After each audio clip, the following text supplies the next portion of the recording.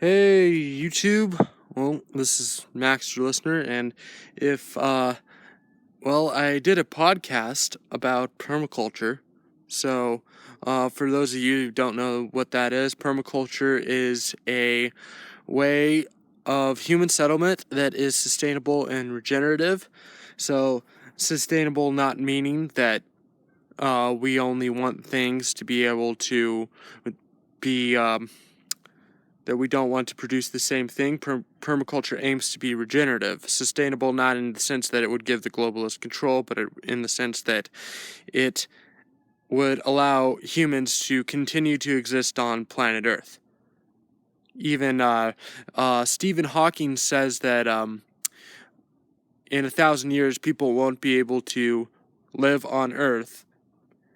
So that's one thing for you. So I believe that the environmental movement, if done right, can be something very beneficial, not just a tool for the globalists to control people. So yeah, and permaculture does not say that people are bad for the earth. It just says that the way we live currently is bad for the earth. So I want to take you guys around here and show you, well, what I did. So this is my compost bin, and I'm just getting the things from the goats and chickens. There's some leaves in here.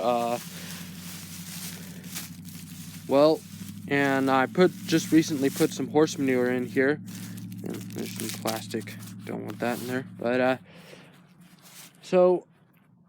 compost is very important because nutrient is one of the most important things that you have in your plants. The rule books say to put a even amount of nitrogen-based material like horse poop, grass clippings, coffee grounds in here to put them in an even ratio of nitrogen-rich material and carbon-rich material. Carbon-rich material is hay, sticks, paper, things like that.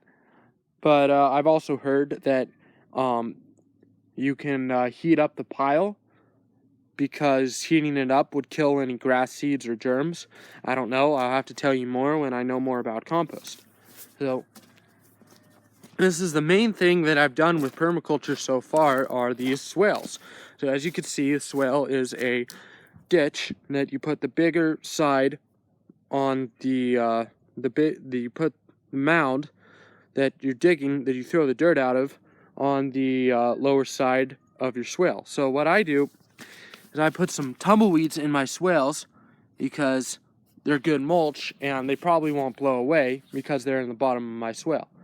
And I think I noticed it was in this swale that if you see how there's some tumbleweeds and whatnot that I put in here, this grass is growing pretty big, and I'm not going to give it to the goats now, but what I like to do is I like to take either grasses or branches of some sort and give them to the goats, and those are the goats.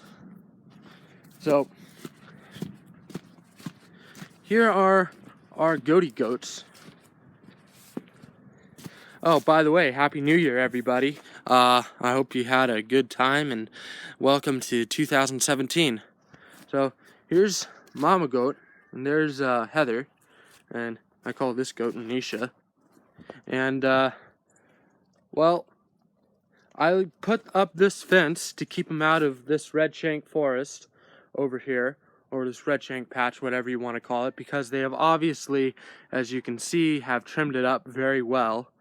And I didn't want them to continue trimming it up in case they would kill some of the redshank. Eventually, what I want to do is I want to section it off and let them in certain parts, but not all of it. So here's one swale here. Now, swales are technically supposed to be flat. A lot of mine aren't flat. Maybe I should work that out, but I'll tell you guys how it goes. Not having a 100% perfect swale. Swales are supposed to also be on contour with the landscape, which is the way that the hill goes. The swale needs to go the same way. We're also putting ash on our road, so it will kill off any weeds. because ash is not really good for the soil out here in Awanga. So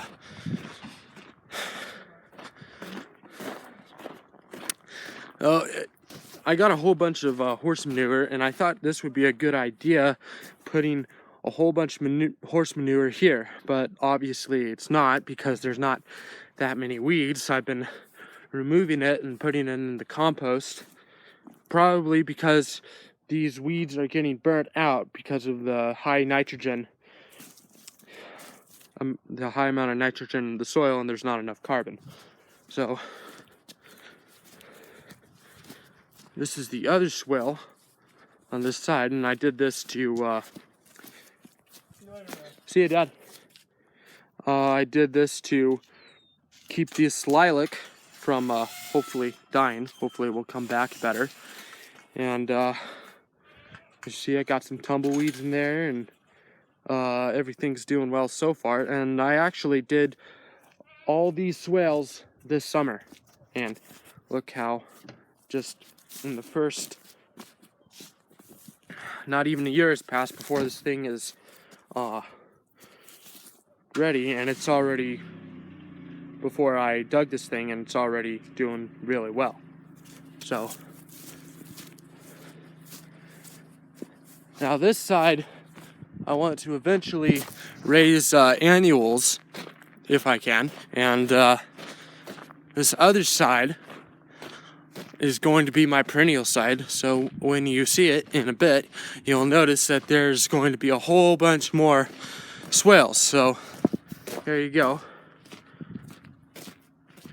That big mound over there is a hugelkultur, and I don't know how well this thing is going to do. I've heard that in an arid climate like Anza, that this thing is that it's a bad idea for any raised bed, and it was evident in my other hugelkulturs down there. But this one kind of seems to be doing all right, and if I ever have to get rid of it because it's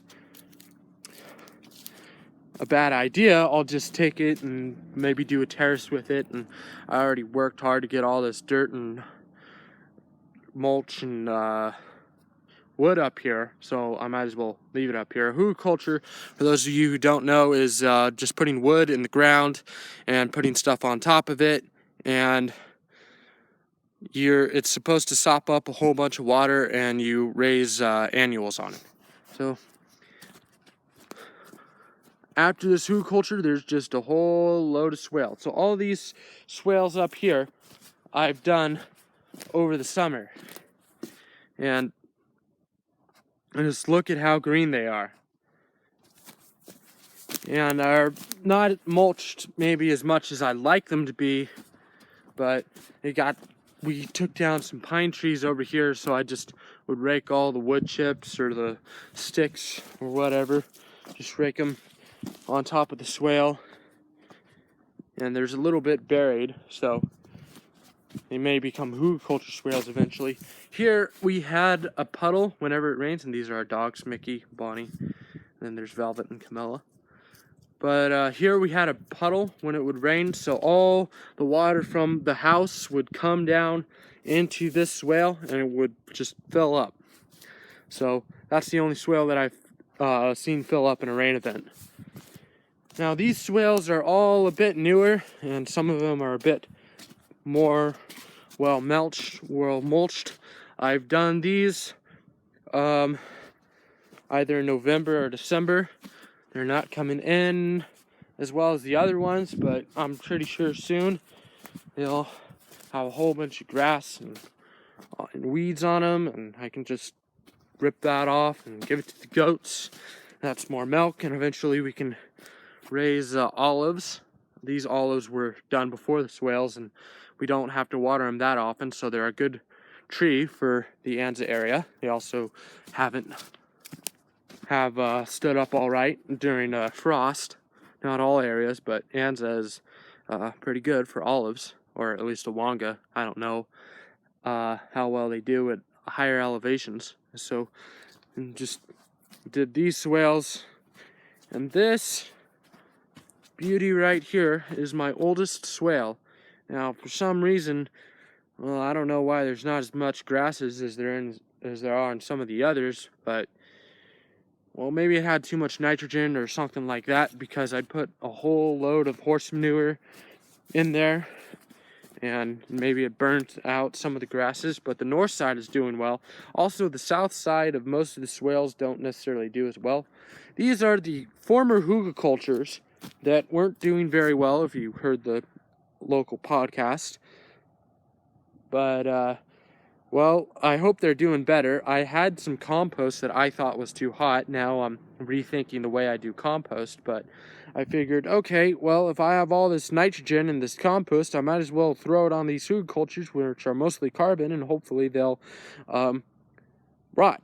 So there are also hugelkultur swales. So there's this little ditch here. This is designed to sink the water in, and some of this ditch is filled with some of the wood and the compost. Same here. And then this is just some wood I put on the north side, and hopefully it will all just rot and grow some good gardens off of that. And then this is my second oldest swale, and I think arguably this one is doing the best, or maybe it's not, I don't know, but I think I like this one the best. I already got a perennial planted here. It's this aloe vera. So far it hasn't died with the frost. Oh, there's Luna. And so far it hasn't died with the frost. Then there's this swale, and I kind of did this. Maybe I made it a little too narrow and too steep, or maybe it's just the caliche is very hard here. But I think eventually it will do well. I took all this mulch and I threw it out, so that's why there's all this cardboard and paper and the much better composted horse manure. And then same thing here. Actually, this swale actually had a zucchini that came up, but it died with the frost, which was something very good that I liked. Same with that hugelkultur over there, but I decided I wanted to try to make it better if at all possible. So those are my swales, and we have done some hugelkulturs in the garden. I noticed over summer that that's where a lot of the tumbleweeds came from, that there were some tumbleweeds growing where we had the irrigation. They were bigger than the ones on the hugelkultur, but yet those things weren't growing anywhere else. So it was, the sunken hugelkulturs were working a little bit. So there's 3 in there. I planted garlic in one. And